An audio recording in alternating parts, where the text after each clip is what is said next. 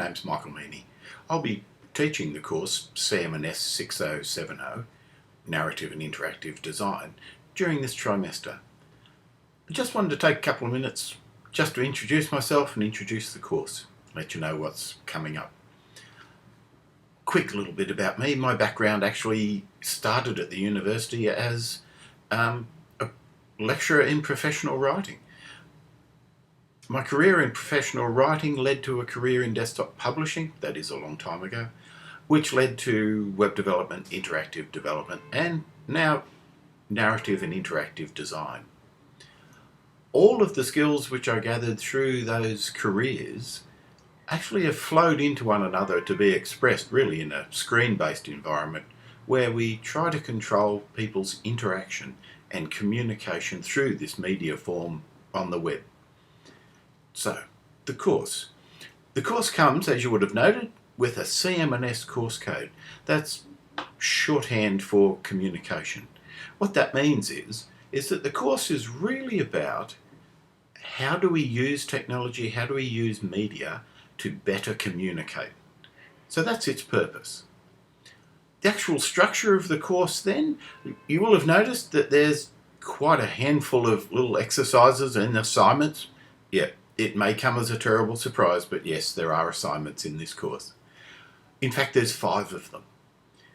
The first 2 assignments are what we would call formative assessments. They're designed to help you form skills, to help you build skills so that you can use them elsewhere. The last 3 assignments are actually grouped together. They actually talk to one another. So in some respects, they're actually like one big assignment.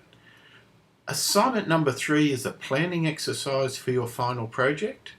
Assignment number 4 is the final project itself. And assignment number 5 is a learning journal, a reflective journal about the process of making assignment number 4. Now, to go through those in a little bit more detail, assignment number 1 then is an introduction to narrative design. What we're asking you to do in it is make up a couple of really short narratives, really punchy little narratives, which you can actually watch either individually or as a group as a way of communicating a particular idea, a particular piece of information. Assignment number 2 then looks more at interactive design. How do we design things for people to interact with them? The next assignment is where we get into the final assignment of the course. The next assignment is actually a planning exercise. It's a planning exercise for the final project. Now, those of you who've read ahead will have noticed that the 2 early assignments actually have a home inside the final project. So, the best bang for your buck way of approaching this course is actually to look very closely at that final project, work out what kind of topic you want to cover in there, how you want to cover it, and then use these early 2 assessment events to build content for your final project. This will save you a lot of time, it'll save you a lot of angst, and it means that you get some feedback on those building blocks of your final project before you have to submit them as part of the final project. So that's a good little hint to keep in mind, that one. So what is the final project? The final project then is a piece where you get to explain, educate, illustrate a particular process. And it's a process connected to a piece of software, any piece of software, really. Ideally, it would be a piece of freeware of some description. It could be a social media platform. For example, you could show people, so Twitter, what's it about? How does it work? How do you best use it to achieve your aims using social media?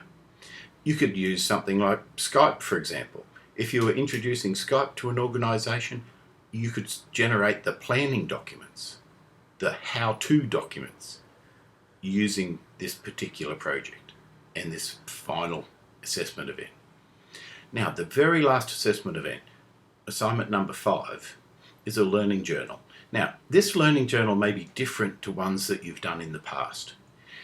This learning journal looks at a model of creativity. How do we make things? This is quite an old model. It's by a man called Wallace. It came from 1926 or thereabouts. But it's one of the early staged models of creativity that suggests that there are stages to this creative process. So, what we're asking you to do in this learning journal is to reflect on what you have done in this course, what you've done to build that final project, and then to see whether or not that matches up with what Wallace would have described as the stages of creativity. Now, once again, the big hint in there, keep notes, keep records, keep a journal of some description of what you've done during the course.